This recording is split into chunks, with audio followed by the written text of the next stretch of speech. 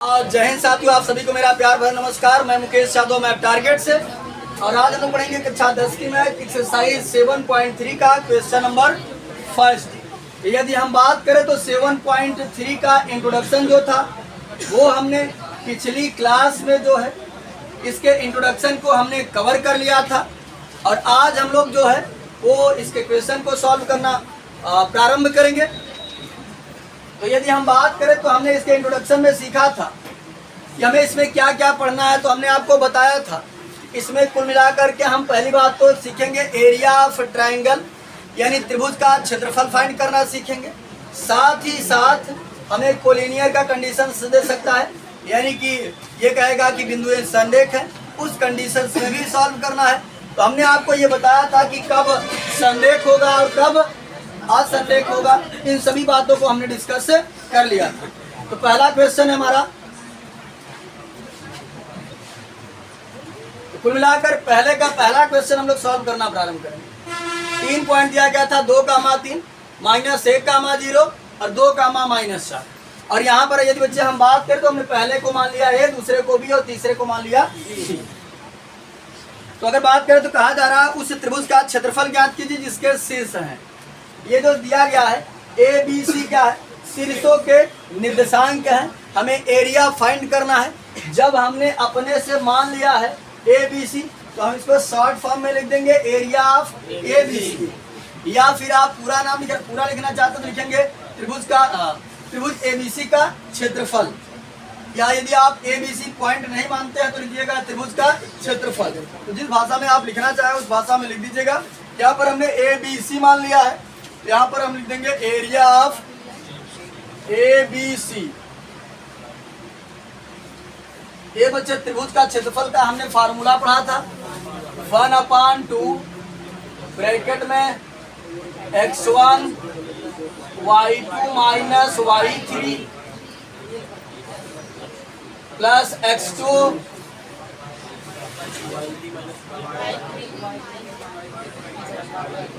y3 minus y1 plus x3 y1 minus y2। अब यहां समझिएगा बच्चे, ये x1 y1 x2 y2 x3 y3 value सब रख देते हैं। Area of A B C बराबर 1/2 x1 कितना है 2। उसके बाद बच्चे देखो y2 x1 y1 x2 y2 कितना है 0 माइनस y3 कितना है -4। तो माइनस माइनस क्या हो जाएगा प्लस का 4। फिर है x2 कितना है, ये प्लस माइनस क्या कर देगा -1 ब्रैकेट में y3 -4 y1 3 प्लस x3 कितना है 2 ब्रैकेट में y1 कितना है 3 माइनस y2 कितना है 0। अब इसी को सॉल्व कर देते हैं, आराम से एरिया हमारा फाइंड आउट हो जाएगा। क्या हो जाएगा 1/2 ब्रैकेट में हो जाएगा 2 गुण 3। ये बच्चे यहाँ बुरा माना जाता है, 0 माने कुछ नहीं, हो जाएगा 4, 2 गुणते 4 माइनस 1 गुणते -1 गुणते, ये भी माइनस से भी माइनस जुड़ जाएगा -7 प्लस 2 इंटू हो जाएगा 3। तो यहाँ समझे हो जाएगा 1/2 2 चौक 8, ये माइनस माइनस प्लस 7 प्लस कितना हो जाएगा 2 तिहाई 6 8 7 15 6 21 1/2 गुणते 21 गुणा करेंगे हो जाएगा 21/2 area of A B C. अब यहाँ समझिएगा बच्चे ध्यान से, यहाँ पर हमें यूनिट मेंशन नहीं है। तो जब यूनिट मेंशन नहीं है तो हम मिला करके यहाँ समझिए, हम जानते हैं कि क्षेत्रफल हमेशा स्क्वायर में होता है और आयतन हमेशा क्यूब में होता है। इसको आप चाहें देखिए, अगर अंग्रेजी में लिखेंगे तो लिखेंगे यूनिट स्क्वायर, क्या लिख देंगे यूनिट स्क्वायर लिखेंगे अंग्रेजी में लिखेंगे। अगर हिंदी में लिखेंगे इसको तो 2 तरीके से लिख सकते हैं, एक वर्ग मात्रक या वर्ग इकाई। मतलब जो भी यूनिट लिया जाएगा वर्ग तो रहेगा ही, सेमी रहेगा तो सेमी, मीटर रहेगा तो मीटर तो भी रहेगा, वर्ग सेमी वर्ग। ठीक, ये हमारा जो है कि पहले का सॉल्व हो गया। लास्ट में हिंदी लिखना होगा तो लिखिएगा त्रिभुज का क्षेत्रफल बराबर 21/2 वर्ग मात्रा। इसी का दूसरा समझ लेते हैं बच्चे।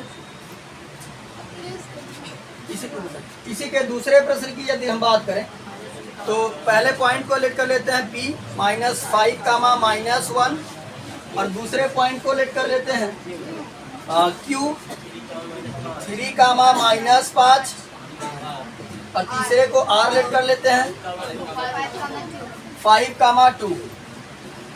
इसका भी एरिया फाइंड आउट करना है। ये बच्चे यहाँ लिखेंगे area of P Q R, क्योंकि नाम हमने पी क्यू आर दिया है। फार्मूला आप नहीं लिख रहे हैं क्योंकि फार्मूला हमने एक बार वहाँ लिख दिया है, लेकिन आप हम करो निगाहें व्हाइट बोर्ड की तरफ होनी चाहिए। ये बच्चे समझिएगा, फार्मूला वहाँ पर है तो फार्मूला अब नहीं लिख रहे हैं, वही देख के लिख दे रहे हैं। तो 1/2 होता है x1। ये बच्चे x1 का काम कौन कर रहा है? -5। ब्रैकेट में होता है y2 काम कौन कर रहा है? -5। ये देखो x1 y1 x2 y2, y2 कितना है? -5 माइनस y3 कितना है? 2।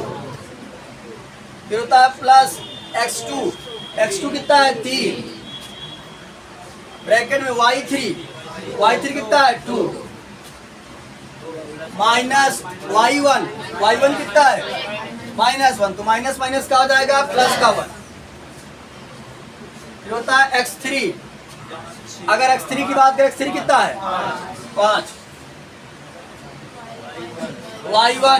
y1 कितना है? -1।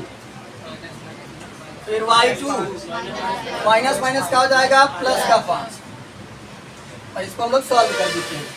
क्या हो जाएगा हमारा? Area of P Q R बराबर 1/2। यहाँ हो जाएगा बच्चे -5 इंटू -7 प्लस 3 गुणते ये 2 1 3 प्लस 5 इंटू 5 में से 1 घटा 4।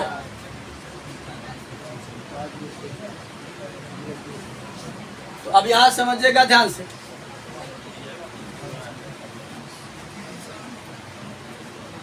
यह हो जाएगा area of P Q R बराबर 1/2। ये मुन्ना समझिएगा ध्यान से, ये माइनस माइनस प्लस का 35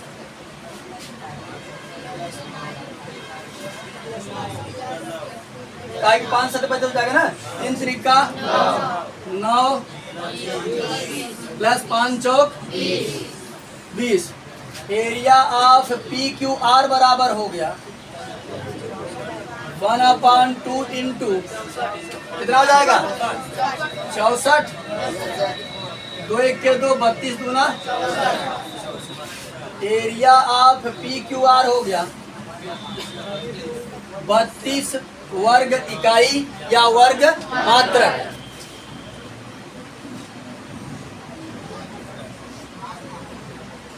ये हमारा पहले का 2 क्वेश्चन था, दोनों हमने कंप्लीट कर लिया है। अब हम लोग दूसरा क्वेश्चन समझते हैं। चलिए अब हम लोग दूसरा क्वेश्चन समझते हैं। यदि दूसरे क्वेश्चन की बात करें तो कहा जा रहा है कि निम्नलिखित में से प्रत्येक में k का मान ज्ञात कीजिए ताकि तीनों बिंदुएं जो हैं वो संरेखीय हो। ए बच्चे समझिएगा, हमने पहले को मान लिया a, दूसरे को मान लिया b और तीसरे को मान लिया c। करा इसमें समझिएगा, इसमें एक बार k प्रयोग किया गया है।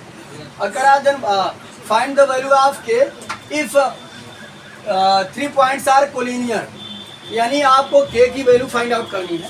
तब जब ये बिंदुएं क्या है? संरेख है। संरेख मतलब एक रेखा में, एक रेखा में है मतलब कोई त्रिभुज नहीं बनेगा। हमने आपको समझाया था, जब कोई त्रिभुज नहीं बनेगा एरिया ऑफ ट्राइंगल का होगा 0। क्या होगा? 0। समझेगा ध्यान से, यहाँ लिखेंगे हम बिंदुएं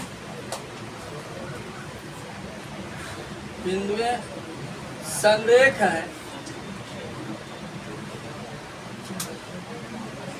चूंकि बिंदुएं संरेख है इसलिए एरिया ऑफ ABC क्या हो जाएगा 0, एरिया ABC 0 होगा। अब चाहो तो आप यहाँ फार्मूला लिख दो 1/2 ब्रैकेट में x1 y2 minus y3 plus x2 y1 plus x3 bracket में y1 माइनस y2 बराबर 0। तो अब समझिएगा ध्यान पूर्वक, ये x1 y1 ये x2 y2 ये x3 y3 है, सबका मान रख देते हैं, इसको इसीलिए आगे भाग कर देते हैं क्योंकि ये 0 हो ही जाएगा। इसकी कोई बहुत बड़ी भूमिका नहीं है, कुसुम और खुशबू का नाम है। लिखना बंद करो, ध्यान से समझो, अगर हमारी आवाज कान में पहुंच रही हो तो। जैसे रामलीला में आवाज वो करते हैं ना, अनाउंस करते हैं कि फलाना कुमार, यदि हमारी आवाज आपके कानों तक पहुंच रही हो तो शीघ्र अतिशीघ्र रामलीला मंच पर पहुंचने की कृपा करें।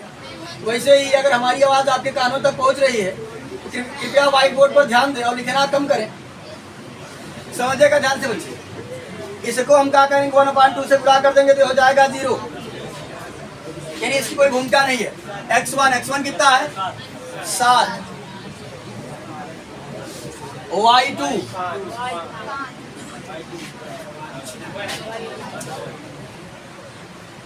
अगर बात करें हम y2 कितना बच्चा 1 माइनस y3 कितना है k, और इसका हमने 1/2 से 0 गुणा कर दिया, ये 0 हो गया, उसकी कोई मतलब नहीं उसका। x2 कितना है 5,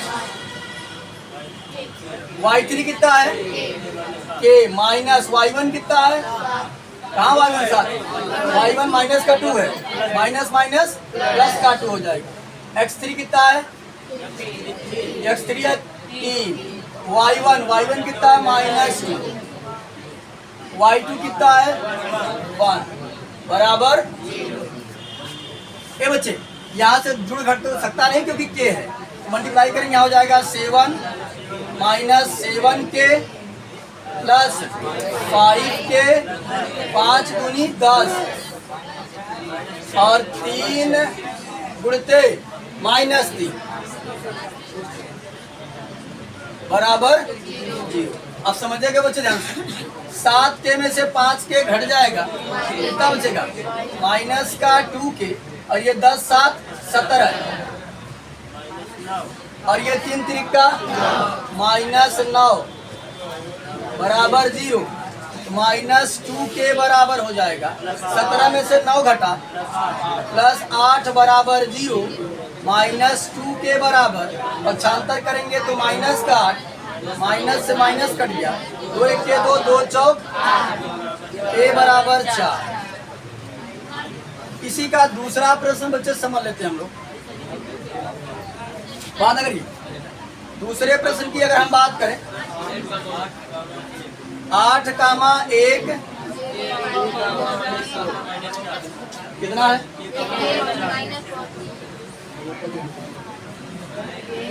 ये कामा -4 और r हमारा है कितना 2 कामा -5। आप समझिएगा ध्यान से, यहाँ पर देखें ये भी बिंदु है संरेख है, इनका भी एरिया क्या होगा। आप एक लाइन हिंदी लिख दीजिएगा, ये हम डैश कर दे रहे हैं, सेम हिंदी रहेगा कि बिंदु संरेख है, इसलिए नीचे लिखेंगे एरिया ऑफ PQR बराबर 0। अब फार्मूला हम नहीं लिख रहे हैं, डायरेक्ट वैल्यू लिख रहे हैं, ठीक। फार्मूला आपका तब यही बनेगा, ठीक। तो जाएगा 1/2 x1, ये बच्चे x1 कितना है 8, होता है ब्रैकेट में y2 माइनस y3, तो y2 कितना है -4, और ये कितना है -4 हो गया, फिर माइनस y3 है -5, minus minus plus plus x2 कितना है k, ब्रैकेट में होता है y3 minus y1 -5, minus y1 कितना है 1,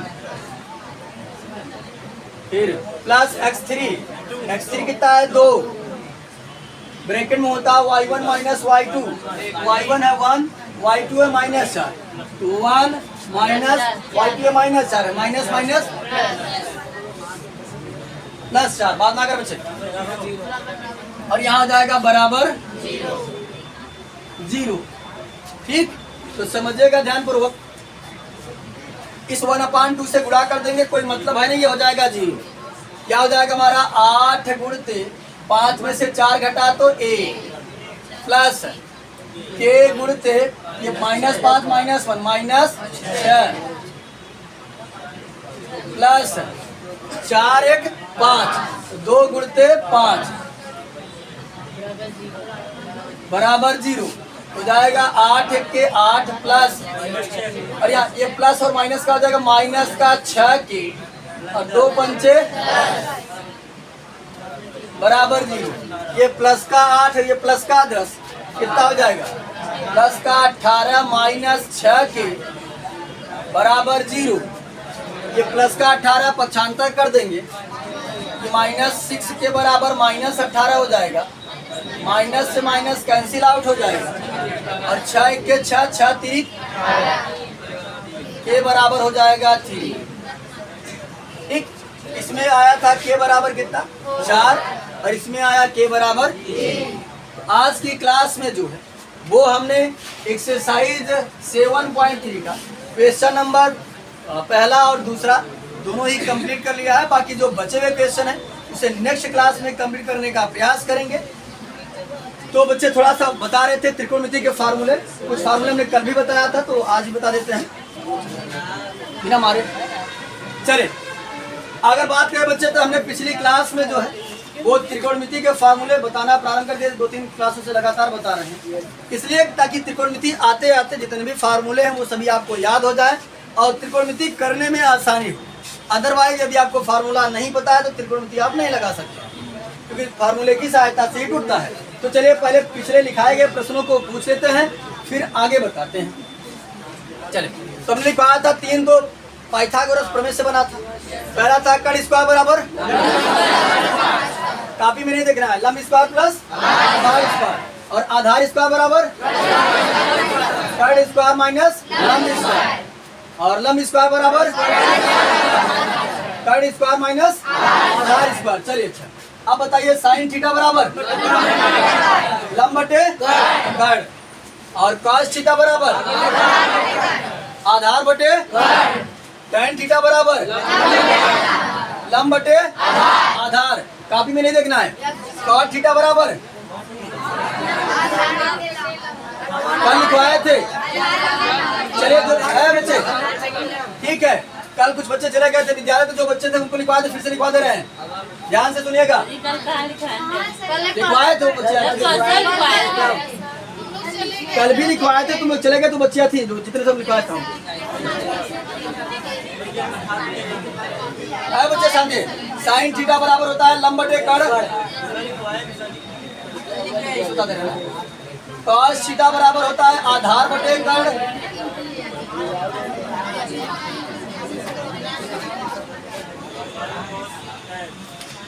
tan थीटा बराबर होता है लंब बटे आधार।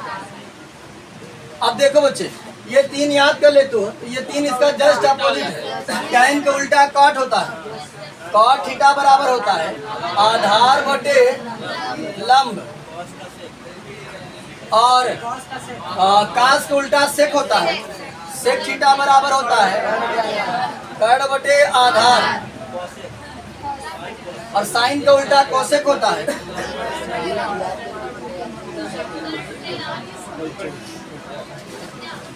कर्ण बटे लंब। उसके बाद हमने सर्वसमीका की सहायता से फॉर्मूला पाया था कि sine square theta plus cos square theta बराबर 1। अब ध्यान से सुनो, ये थीटा कुछ भी हो सकता है, घबराना मत कि बार बार ये थीटा ही होगा, हो सकता है ऐसे लिखा रहेगा cos square theta plus sine square theta, तब पर भी इसका भी 1 होता है, क्योंकि गुणा और जोड़ क्रम विनिमय नियम को फॉलो करते हैं। उसके बाद समझिएगा बच्चे ध्यान से, ऐसे हो सकता है sine square 2x plus cos square 2x बराबर 1 ही होगा। अगर थीटा सेम होगा, या मान लेते हैं यहाँ अल्फा बाई 2 भी हो सकता है, कुछ भी हो सकता है, यानी अगर थीटा सेम होगा तो उसका मान कितना होगा? 1 होगा। बात सुनाई? अब देखो इस फार्मूले से 3 फार्मूला बनता है।